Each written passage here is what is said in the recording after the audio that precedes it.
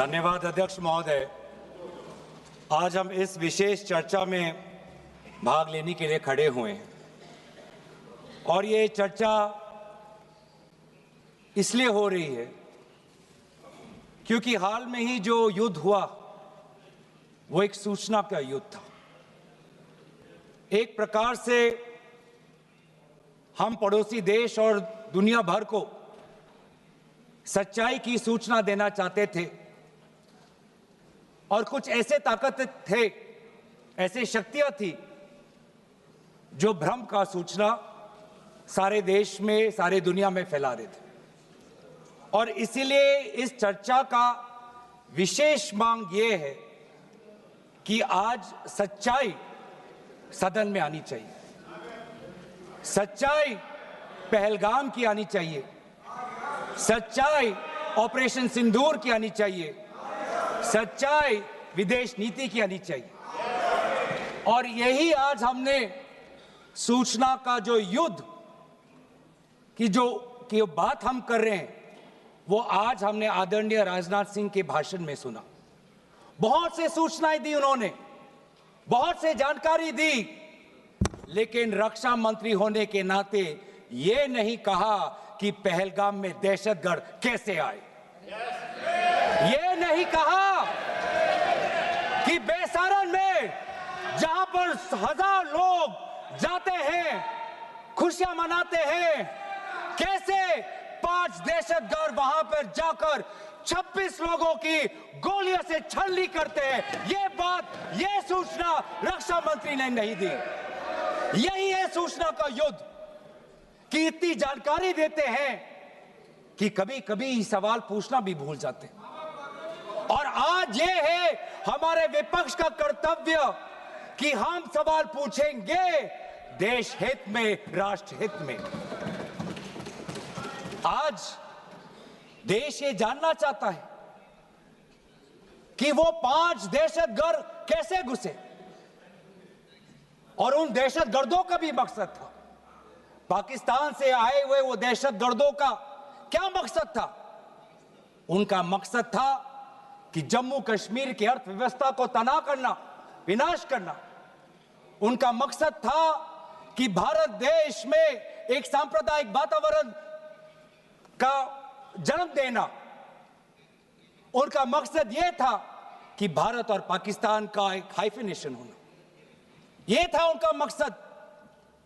लेकिन सर, मुझे दुख है कि आज राजनाथ सिंह जी ने सैनिकों की बात तो की, लेकिन जो हमारे भारत की जो आवाम है, जो जनता है, जो उन्होंने पाकिस्तान के दहशतगर्दों का पूरी जो मंशा है उस पर उन्होंने पूरा नकारा। और हम एकजुट रहे। मुझे भारतीय होने का गर्व है। हमने देखा बेसारन में कि किस प्रकार से जम्मू और कश्मीर के लोगों ने पूरे देश भर से आए हुए जितने भी पर्यटक थे उनकी मदद की। हमने ये देखा कि किस प्रकार से देश भर के जो पर्यटक जो जम्मू कश्मीर में थे उन्होंने अपने जम्मू कश्मीर के भाइयों को धन्यवाद दिया। हमने ये भी देखा कि कैसी एक विधवा हिमांशी नरवाल ने कहा कि मैं नहीं चाहती कि मेरे जो पति जिसको लेके आज राजनीति हो रही है उसके शव पर देश में हिंदू मुसलमान की राजनीति हो, मैं नहीं चाहती। यह है हमारी देश की संस्कृति और यह था मंशा पाकिस्तान का। और मैं ये भी गर्व महसूस करता हूं कि सारे विपक्षी राजनीति दल हम सब एकजुट होकर, राहुल गांधी जी ने एक साफ साफ कहा कि हम सरकार के साथ हैं और सरकार को पाकिस्तान को एक ठोस मजबूत कदम देना ही पड़ेगा। लेकिन देश ये भी जानना चाहता है, वे 26 लोग जो जिनके परिवारों में आज कोई गुजर गया, वे ये भी जानना चाहता है कि 100 दिन गुजर गए और वे 5 दहशतगर्दियों को यह सरकार पकड़ नहीं पाई।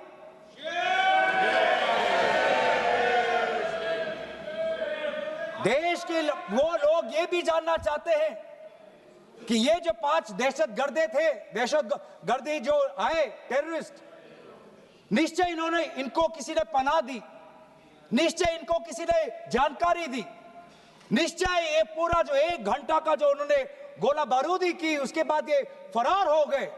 उनको फरार होने में भी किसी ने उनकी मदद की, और आज भी ये 100 दिन हो गए और सरकार के पास कोई जवाब नहीं।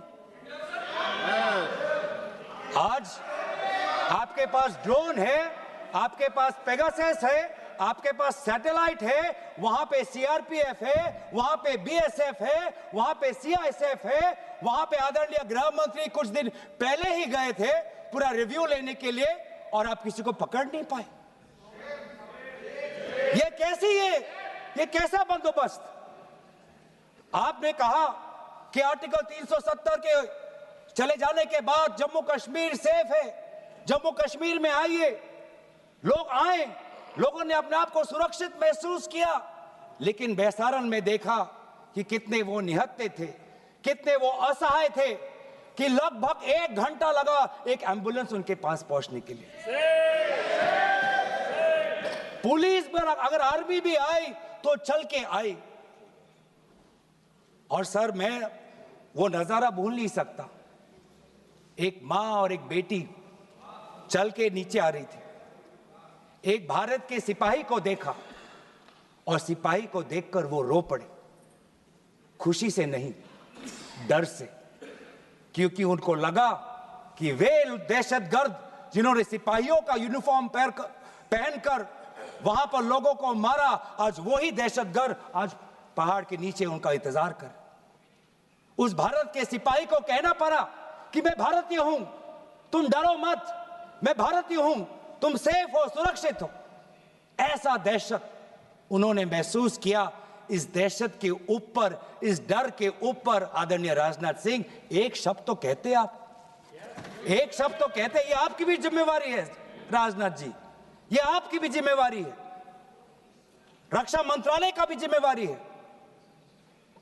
बार बार हम ये देख रहे हैं सर कि आदरणीय गृह मंत्री जाते हैं, कहते हैं कि बहुत अच्छा बंदोबस्त हो गया है, टेररिज्म के हमने उनकी रीढ़ की हड्डी तोड़ दी, तब भी उरी होता है, तब भी बालाकोट, तब भी पुलवामा होता है, तब भी पहलगाम होता है। अंत में जाके जिम्मेवारी कौन लेता है? जम्मू कश्मीर के लेफ्टिनेंट गवर्नर नहीं। अगर जिम्मेवारी किसको लेनी पड़ेगी तो आदरणीय गृह मंत्री आपको लेनी पड़ेगी, नैतिक जिम्मेवारी आपको लेनी पड़ेगी। आप लेफ्टिनेंट गवर्नर के पीछे नहीं छुप सकते, आप लेफ्टिनेंट गवर्नर के पीछे ये केंद्र सरकार नहीं छुप सकती, क्योंकि गृह मंत्री खुद वहां पे थे कुछ ही हफ्ते पहले, खुद उन्होंने सिक्योरिटी का रिव्यू लिया कि आपके पास जानकारी नहीं थी। और सर, ये सरकार इतनी कमजोर, ये सरकार इतनी बुज़दिल कि आज उन्होंने इस सर में, क्योंकि उन्होंने अगर इसका किसी का दोष दिया तो टूर ऑपरेटर्स को दोष दिया कि टूर ऑपरेटर्स बिना अनुमति के द्वारा, बिना लाइसेंसेस के द्वारा लोगों को बेसारन ले जा रहे, हमें तो पता ही नहीं था। ये है इनका कारण, ये बताना चाहते हैं। तो सर, यही तो दुख की बात है कि कहीं ना कहीं एक सरकार में एक अहंकार आ चुका है। इंटेलिजेंस और सिक्योरिटी जो फ्रेमवर्क है, एस्टैब्लिशमेंट है, जो लोग हैं जो निर्णय लेते हैं इंटेलिजेंस और सिक्योरिटी की, आज उनमें एक अहंकार आ गया है कि चाहे जितनी भी बड़ी गलती हो उन पर कोई सवाल नहीं उठा सकता। लेकिन आज हम सवाल उठा रहे हैं, आज हम सवाल उठा रहे हैं, आज हम सवाल उठाएंगे। प्रधानमंत्री मोदी जी, आपको, आप सऊदी अरब में थे, आप जब वापस आते आपका पहला नैतिक कर्तव्य होता कि पहलगाम आप जाते, लेकिन आप पहलगाम नहीं गए, एक सरकारी कार्यवाही के लिए आप बिहार गए और चुनावी भाषण दिया। देश के मुखिया सऊदी अरब में थे, पूरा कार्यक्रम उन्होंने संपूर्ण किया, वापस आए और वो पहलगाम भी नहीं जा पाए और बिहार में जाके चुनावी भाषण दे रहे हैं। अगर पहलगाम में कोई गया तो हमारा नेता राहुल गांधी गया। अगर पहलगाम में जो लोगों की मृत्यु हुई उनके लिए अगर शहादत की मांग कोई कर रहा है तो हमारा दल का नेता राहुल गांधी कर रहा है।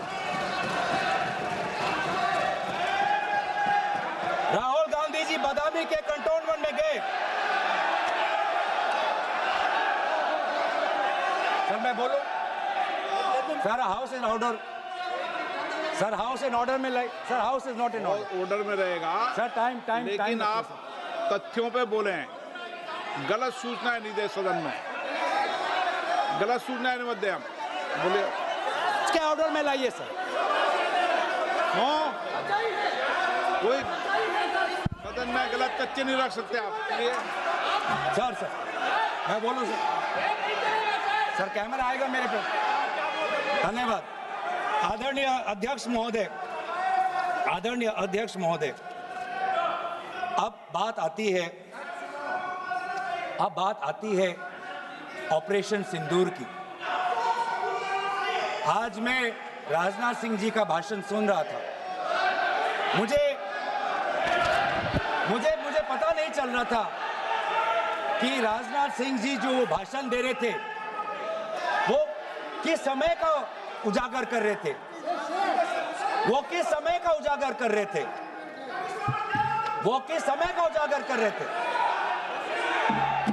क्या वो 2016 के बाद क्या उन्होंने ये नहीं कहा कि हम घुस के मारेंगे और पाकिस्तान को आज वो उनका जो भी टेररिस्ट इंफ्रास्ट्रक्चर है उसको खत्म कर देंगे?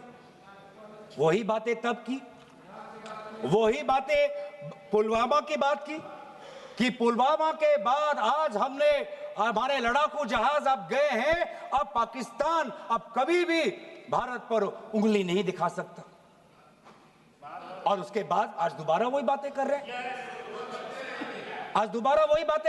कि हम घुस के मारे, हमने ये किया, फलाना किया। और ये अब भी कह रहे हैं कि ऑपरेशन सिंदूर कंप्लीट नहीं हुआ, अधूरा है, क्योंकि कल को जाके दोबारा पाकिस्तान कर सकता है। ये खुद कह रहे हैं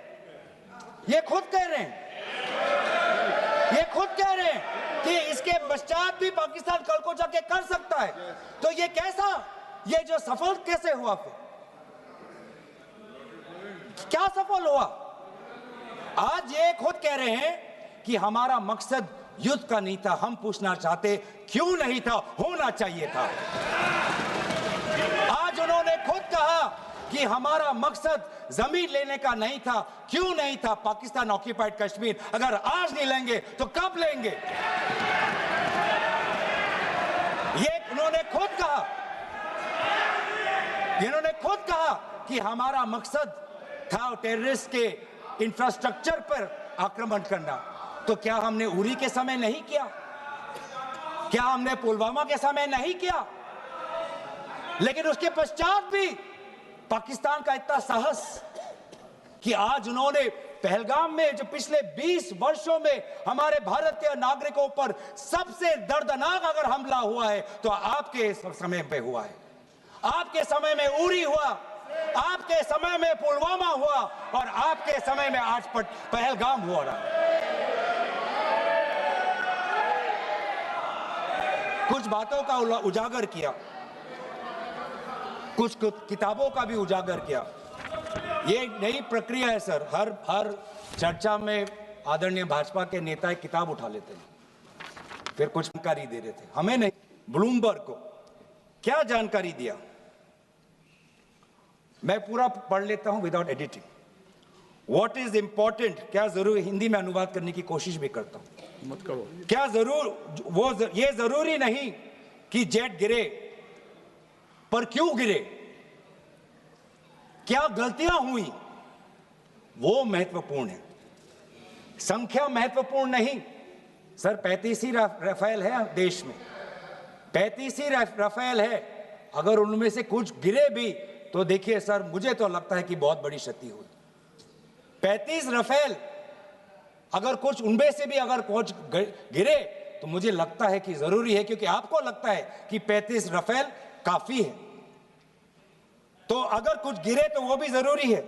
और उन्होंने उसके बाद ये कहा कि ये बात अच्छी है कि हमने अपनी गलतियों को समझा, उसको सुधरा, और 2 दिन बाद हमने अपने जेट को उड़ाए और दूर से हमने आक्रमण किया।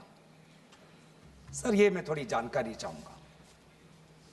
हमारे पास जो हमें ये संदेश मिलता है कि दुनिया के सबसे बढ़िया और बेहतरीन लड़ाकू जहाज हमारे पास है, सबसे बेहतरीन पायलट हमारे पास है, तो सीडीएस को ऐसा क्या कहना पड़ा, ऐसा क्या परिस्थितियां हैं कि हमारे पायलट हमारे लड़ाकू जहाज क्लोज रेंज में नहीं जा सकते, उनको दूर से ही फायर करना पड़ता? ये क्या है? ये क्या पाबंदी है? ऐसी ये क्या पाबंदी है कि सीडीएस को ये कह रहे हैं कि हमारे लड़ाकू जहाज ने पहले दिन गलतियां हमने सुधारी और दूर से हमने आक्रमण किया? क्या हम पास से नहीं कर सकते? ये जानकारी हमें दे। हम ये जानना चाहते हैं कि lieutenant general Rahul R Singh ने सदन के अंदर नहीं, सांसदों को नहीं, राजनीतिक दलों के फ्लोर लीडर्स को नहीं, फिक्की में जाके कहा, क्या कहा उसका भी मैं हिंदी में अनुवाद करता हूं कि पाकिस्तान तो सिर्फ फ्रंट पे था और पाकिस्तान के पीछे चाइना उनके पूरी तरीके से समर्थन कर रहा है। ऐसी कोई आश्चर्य की बात नहीं होनी चाहिए, क्योंकि पिछले 5 वर्षों में लगभग 80% मिलिट्री हार्डवेयर पाकिस्तान को सब पूरा चाइना से मिल रहा है। तो सर, मैं आज पूछना चाहूंगा आदरणीय राजनाथ सिंह जी से, जो सरकार चीन को लाल आंख दिखाने की बात करती है, एक बार भी आपने चीन का उजागर अपने भाषण में क्यों नहीं किया? आर्मी कर रही है, आर्मी के कह रही है, आर्मी कहती है कि आज कि सिर्फ चीन और पाकिस्तान का ये 2 फ्रंट नहीं, अब 3 फ्रंट का भी हो सकता है, कन्वर्जेंस हो सकता है चीन, पाकिस्तान और बांग्लादेश को लेकर। लेकिन मैं सरकार को याद दिलाना चाहूंगा कि ये जो 2 फ्रंट की जो बात थी, इस बात की शुरुआत किसने की थी? इस बात की चेतावनी किसने दी थी? इस बात की चेतावनी इसी सदन में हमारे दल के नेता राहुल गांधी जी ने दी थी। और यही हम जानना चाहते हैं, यही हम जानना चाहते हैं कि आज जो युद्ध हुआ, इसमें पाकिस्तान को चीन से कितना समर्थन मिल रहा है। हम सेना से नहीं, आज हम आदरणीय राजनाथ सिंह जी से और प्रधानमंत्री मोदी जी से जानना चाहते हैं।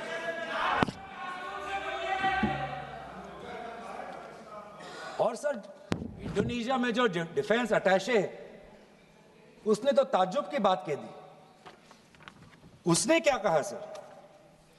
India defence attache group captain Shiv Kumar ने, हिंदी में दोबारा अनुवाद करता हूं, कि भारत ने लड़ाकू जहाज खोए तो खोए इसलिए क्योंकि कुछ मिलिट्री टारगेट्स पर आक्रमण करने पर पाबंदी थी। क्यों? क्या पाबंदी थी? ऐसे क्या ये राजनीतिक कंस्ट्रेंट्स थे? आपने कहा कि 9 टारगेट पे हमने आक्रमण किया, लेकिन हमें यह भी सूत्रों से जानकारी और मीडिया में आया है, और लेफ्टिनेंट जनरल राहुल सिंह ने खुद कहा कि पहले 21 टारगेट्स चुने गए थे और 21 से फिर 9 हुए। क्यों हुए? क्यों हुए? आज मैं ये जानना चाहता हूं कि पिछले 20 वर्ष में सबसे घातक आक्रमण हमारे महिलाओं पर हुआ, हमारे बच्चों पर हुआ, भारत के आत्मा पर हुई। हमने सब ने वो दहशत को अनुभव किया, हम सब एकजुट हुए, हमने पूरी तरीके से समर्थन प्रधानमंत्री मोदी जी को दी कि अब जाइए। और ऐसा एक माहौल बन चुका था कि देश किसी भी कीमत चुकाने के लिए तैयार था। पूरा देश प्रधानमंत्री मोदी जी के साथ था, विपक्ष प्रधानमंत्री मोदी जी के साथ था। और अचानक 10 मई के दिन पे हमारे राष्ट्रदूत कहते हैं कि हम पाकिस्तान पर हमला करेंगे, और शाम के 10 मई को सूचना आती है कि पाकिस्तान के साथ अब युद्ध पर हम परिणाम दे रहे हैं, सीज फायर हो गया। क्यों हुआ? हम आदरणीय प्रधानमंत्री मोदी जी से जानना चाहते थे, अगर पाकिस्तान वाकई में अपने घुटने टिकने के लिए तैयार था तो आपने क्यों रुका? आप क्यों रुके? और किसके सामने आप झुके? किसके सामने आपने सरेंडर किया? किसके सामने आपने सरेंडर किया? वो अमेरिका के राष्ट्रपति जो 26 बार आज कह चुके हैं कि व्यापार को लेकर उन्होंने भारत और पाकिस्तान को सतर्क किया और दोनों को मजबूर किया कि वो इस जंग को छोड़े। 26 बार आज राष्ट्रपति ट्रंप खुद कहते हैं कि 5-6 जेट गिरे हैं। एक एक जेट करोड़ करोड़ अरब अरब रुपयों का है, मिलियंस एंड मिलियंस का है। इसलिए हम जानना चाहते हैं, आज हमें स्पष्ट रूप से आदरणीय राजनाथ सिंह जी बताएं, देश पर विश्वास करें, देश में वो साहस है सच्चाई सुनने की। आज आप बताएं कितने लड़ाकू जहाज गिरे। हमारे में वो साहस है, क्योंकि ये सूचना, ये सच्चाई सिर्फ देश के नागरिकों के लिए नहीं, ये सूचना, ये सच्चाई हमें देश के जवानों को भी देना है। आज उनसे भी झूठ कहा जा रहा है, उनके बीच में भी भ्रम फैलाया जा रहा है। हम उनकी जो सच्चाई है आज हम सदन के अंदर लाना चाहते हैं। और सर, बात में आती है विदेश नीति की। किस मुंह से हम कहें कि विदेश नीति आज सफल हुआ है? किस मुंह से कहें? ये आदरणीय राजनाथ सिंह जी, शंगीला में जो डायलॉग हुआ, उस डायलॉग में जो ड्राफ्ट जो आया, जिसको भारत सरकार ने नकारा, वो ड्राफ्ट बनाने में हमारे ही कुछ सहयोगी देश थे, जिनका नाम मैं नहीं लेना चाहूंगा। लेकिन ऐसे देश जिसको हम परंपरागत दोस्त हम मानते हैं, ट्रेडिशनल एलाइज मानते हैं, आज उन्होंने भी इंडिया और पाकिस्तान को हाइफिनेट कर दिया। और आप ये शब्दों के खेल से आप खुश हो कि ब्राजील के डॉक्यूमेंट में पाकिस्तान, ये जम्मू कश्मीर का पाकिस्तान का भी नहीं, ब्राजील के डॉक्यूमेंट में सिर्फ जम्मू कश्मीर में जो दहशतगर्दी हुई उसी की निंदा हुई, पाकिस्तान की निंदा नहीं हुई।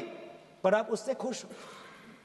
अगर आप उससे खुश हो तो मैं जानना चाहूंगा, जो $1 बिलियन का आर्थिक सहायता IMF ने दिया पाकिस्तान को, उस पर आपको क्या कहना है? हम जानना चाहेंगे, जो ADB एशियन डेवलपमेंट बैंक से 800 मिलियन का आर्थिक सहायता जो मिलेगा पाकिस्तान को, आज भारत उस पर क्या रवैया? वर्ल्ड बैंक का जो $40 मिलियन आ रहा है, और ये पैसा किसको जाएगा सर? पाकिस्तान की नेतृत्व उनकी जनता या उनकी चुनी हुई सरकार नहीं, पाकिस्तान की सरकार का जो रिमोट कंट्रोल है वो पाकिस्तान की सेना के पास है। तो ये सारा पैसा वहीं जाएगा जहां पर हमने मिसाइल गिराई। तो क्या इतना भी हम नहीं कर पाए? क्या इतना भी ताकत नहीं? क्या इतना भी विश्व गुरु में लोगों का विश्वास नहीं, देश अंतर्राष्ट्रीय नेताओं का विश्वास नहीं कि IMF का एड ना जाए पाकिस्तान के पास, वर्ल्ड बैंक का एड ना जाए पाकिस्तान के पास, ADB का एड ना जाए पाकिस्तान के पास? आप में इतना भी ताकत नहीं कि एक देश ने पाकिस्तान को टेरर स्टेट का दर्जा नहीं दिया। एक देश ने आज FATF financial action task force में, जिससे बहुत नियंत्रण पाकिस्तान पे पड़ती थी, आज उससे वो 2022 में निकल आई ग्रे लिस्ट में। क्या वो डालेंगे? तो इसीलिए आज हम ये मांग करते हैं कि सरकार, अब डरिए मत, सच्चाई से डरिए मत। उस दिन भी देश सरकार के साथ दहशतगर्दी के खिलाफ खड़ा था, विपक्षी दल सरकार के साथ खड़े हैं, और आज भी दहशतगर्दी के खिलाफ सच्चाई के पक्ष में देश और विपक्ष आज सरकार के साथ। आप हमें अपना दुश्मन ना समझे, हम सरकार के दुश्मन नहीं हैं, हम अपने देश के पक्ष में बोल रहे हैं, जवानों के पक्ष में बोल रहे हैं। पर आप हमें कृपया सच्चाई देने का हमें वो सम्मान दीजिए। सच्चाई सुनने का अधिकार हमारा है, और जितने बार आप झूठ और भ्रम फैलाएंगे, हम उतनी बार आपको पूछते जाएंगे कि आपने क्या किया। और इसीलिए आज मैं खड़ा हूं। अपेक्षा बहुत की थी कि पहलगाम का उजागर होगा, आदरणीय गृह मंत्री नैतिक जिम्मेवारी लेंगे, राष्ट्रीय सुरक्षा सलाहकार नैतिक जिम्मेवारी लेंगे और प्रधानमंत्री मोदी जी कहेंगे क्यों उन्होंने ऑपरेशन सिंदूर जो अंतिम अंजाम था, हमें तो मीडिया में सुनते हुए ऐसा लगा कि हम कराची में उठेंगे। मीडिया में हमारे भारत की मीडिया जो जिनको सूचना आपसे ही मिलती है, उनका सुनने में लगा कि आज तो हम फतह करके ही रहेंगे, लेकिन पता चला कि नहीं, कहीं ना कहीं हमारे पैर डगमगा गए और जो अंतिम परिणाम था उससे पीछे हम हट गए। हमें पीछे नहीं हटना, हमें आगे बढ़ना है सच्चाई के साथ, लोकतंत्र के पक्ष में। इन्हीं बातों के साथ मैं अपना पक्ष समाप्त करता हूं। धन्यवाद। जय हिंद।